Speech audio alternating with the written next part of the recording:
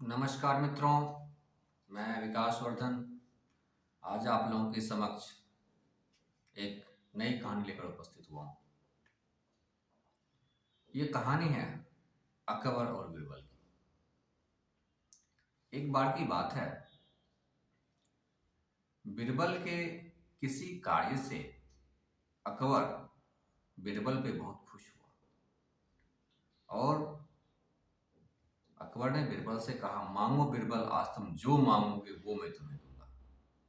बीरबल सोच में पड़ गया कि मैं क्या मांगू।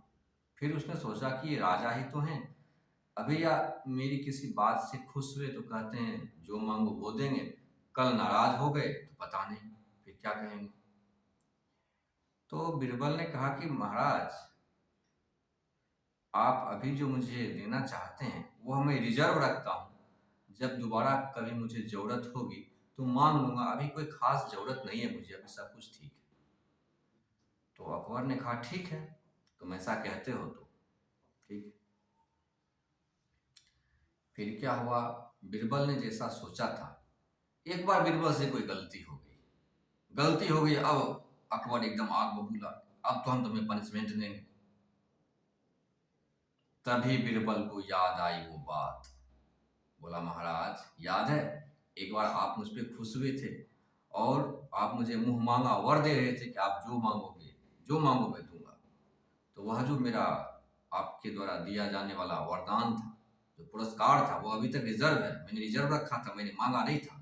वह मैं इस वक्त मांगना चाहता हूं, इस गलती के क्षण में जब आप मुझे दंडित करने वाले हैं।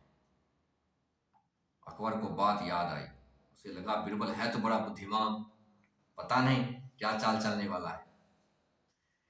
फिर बीरबल ने कहा, महाराज गलती तो जो हमसे हुई, लेकिन इसका जो दंड है, मुझे क्या दंड मिलना चाहिए यह वह व्यक्ति तय करेगा जिसका निर्धारण मैं करूंगा, आप नहीं।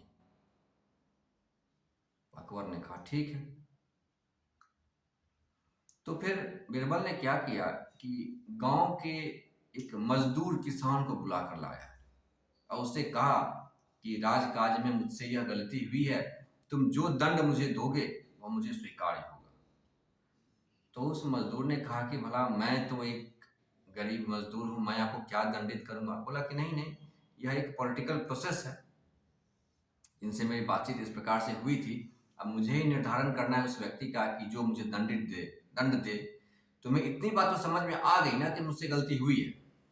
तो उस मजदूर ने कहा, हाँ इतनी बात तो समझ में आ गई है कि आपसे गलती तो हुई है और इसके लिए आपको दंडित किया जाना चाहिए। तो बीरबल ने कहा, बस हो गई बात, तुम राजभक्ति समझ करके जो भी तुम्हें दंड उचित लगे वह दंड मुझे दो, मैं उस दंड को स्वीकार करूंगा। मजदूर बेचारा, गरीब मजदूर था, बहुत सोचा बेचारा, बहुत हिम्मत किया।